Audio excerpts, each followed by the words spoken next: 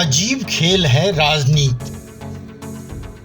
मोदी शाह को जहां लड़ना चाहिए ममता बनर्जी से, वहां वे योगी आदित्यनाथ से लड़ रहे हैं। पश्चिम बंगाल में ममता बनर्जी के कथित गुंडों ने जहांगीर खान की अगुवाई में अनुसूचित जाति अनुसूचित जनजाति के कथित तौर पे 16 से 20 लोगों का कत्ल कर दिया।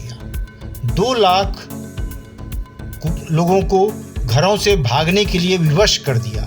अनेक महिलाएं दुष्कर्म का शिकार हुई, पर मोदी शाह दोनों को सांप सूंघ गया।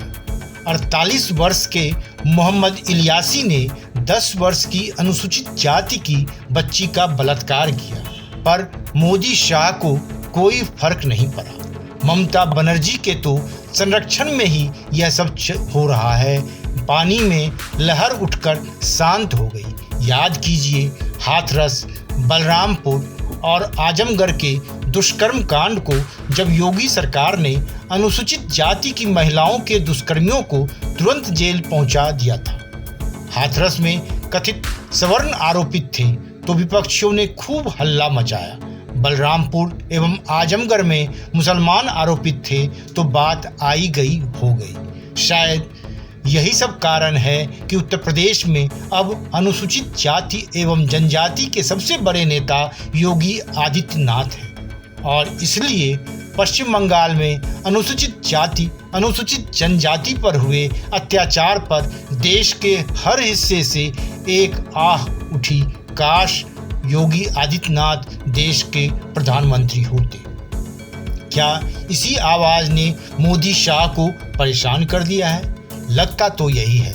इसीलिए वे ममता बनर्जी से लड़ने की बजाय योगी आदित्यनाथ को निपटाना चाहते हैं। वरना क्या कारण है कि जो योगी आदित्यनाथ कोरोना के प्रथम लहर से निपटने में देश के सबसे कुशल मुख्यमंत्री माने गए, उनको कोरोना की दूसरी लहर में नीचा दिखाने की कोशिश हुई।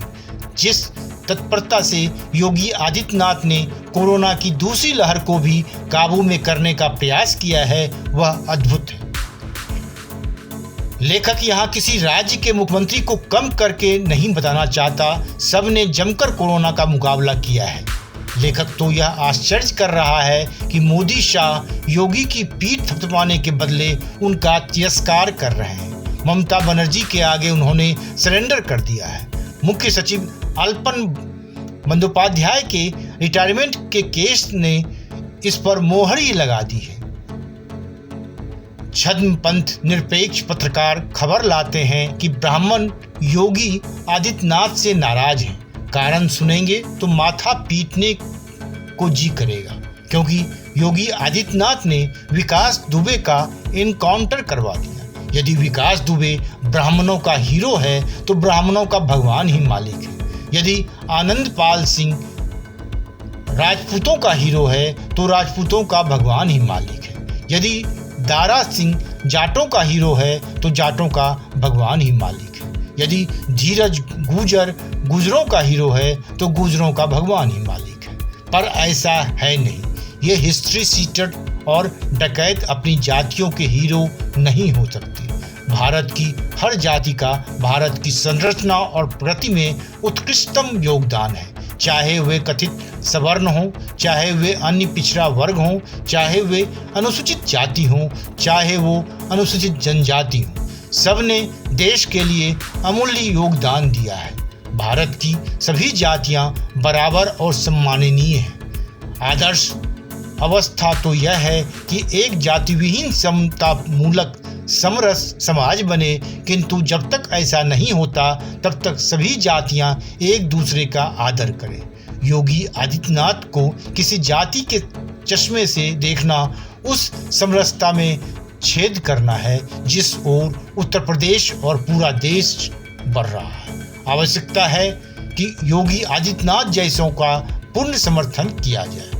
यदि उनका कद प्रधानमंत्री के बराबर हो रहा है तो प्रसन्न होना चाहिए कि देश के पास एक शानदार विकल्प उपलब्ध है। हम तो अभी तक मोदी शाह और मोदी योगी ही सुनते आए हैं। विकल्प दो हैं।